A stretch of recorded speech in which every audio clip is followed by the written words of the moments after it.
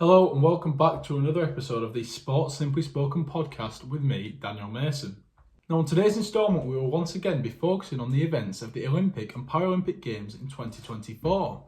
However, this time we will be analysing the data to find out whether there was a disability agenda within these games given through YouTube channels. So without further ado, let's get into it. A theory proposed by Hardin and Hardin in 2004 is the supercrip mode. Now, the supercrip mode refers to people with disabilities being viewed as pitiful or useless. Now, the idea of this being degrading for disabled people is that people who live with these disabilities don't want to be seen as lesser humans. They want to be seen as equals, and they want to be viewed as people who are talented for what they do within their sport. A great example of the supercrip mode being used was in 2012 when London hosted the Olympic and Paralympic Games. And as the UK's source of coverage for the Paralympic Games, Channel 4 released a promotional video for the Paralympics titled Meet the Superhumans. This video includes clips of Paralympic athletes playing their sports as normal, but due to the disabilities, they are branded superhuman. In 2019, Emma Pullen and several other authors assessed Channel 4's campaign. Their interpretation was that Channel 4 decided to use the Games to showcase their acceptance of cultural diversity, opting to centralise rather than erase disability. Now, whether the intentions are good or not, this portrays the Paralympians as disabled before the Olympians. Whilst in an Olympic campaign, the first thing that you are drawn to is a sporting talent, in a Paralympic campaign, the first thing you are drawn to is their disabilities. Now, that isn't a coincidence. But did they do this on purpose to belittle the Paralympians, or was it down to just genuine naivety? Now, nobody's claiming that the Paralympics are as big as the Olympics, but could so-called promotions such as this one be half the problem? Now, the first thing that stood out to me whilst analysing the data was the difference in viewing figures between the two sporting events. The Olympics' most viewed video was a video of Turkish sharpshooter Yusuf Dikeç. Dikeç's relaxed attitude on the road to claiming a silver medal went viral and led to this specific video receiving just under 7 million views.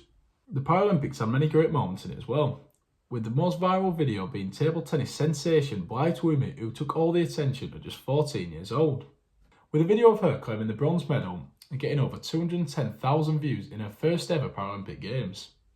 Looking at the viewing figures here, this just gives one clear example of how much bigger the Olympic Games are than the Paralympic Games. This leads me well on to my next point, as in the UK, the Paralympics is covered by Channel 4. Now, Channel 4 is probably the third biggest channel in the UK, behind ITV and BBC. BBC and ITV opt to cover the Olympic Games instead of the Paralympic Games. Now, is this an agenda against disability, or is this genuinely due to supply and demand?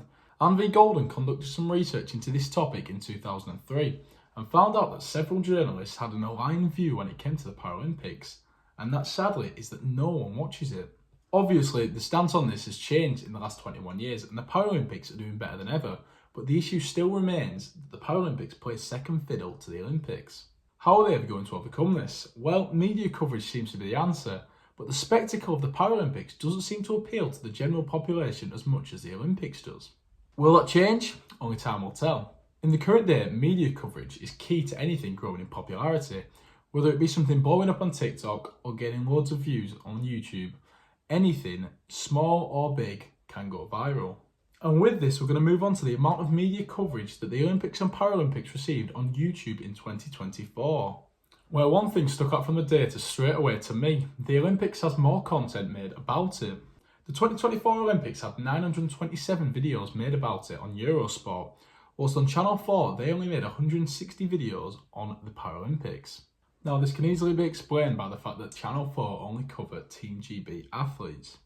But US-based streaming service NBC also covered the Olympics and the Paralympics on their YouTube channels. And this is where we start to see the disability agenda actually coming through, because the NBC released 1,295 videos on their YouTube channel of the Olympic Games.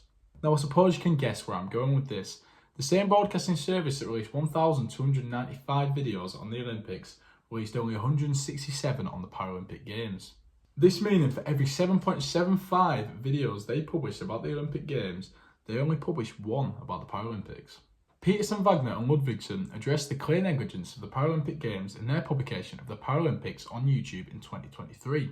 In this publication, they made a comparison of the Olympic and Paralympic Games to men and women's World Cup football, where the women's football has received a platform in recent years through bite-sized videos on TikTok and YouTube. This free-to-view content has kept the viewing figures closer between the men and women's games and has done the exact same when it comes to the Olympic and Paralympics on TikTok and YouTube.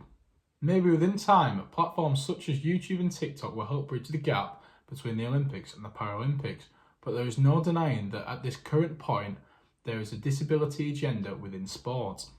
I really hope that this has opened your eyes into a topic that really does deserve a lot more media coverage. And most of all, I'd like to thank you for spending your time with me. I hope that you've enjoyed it.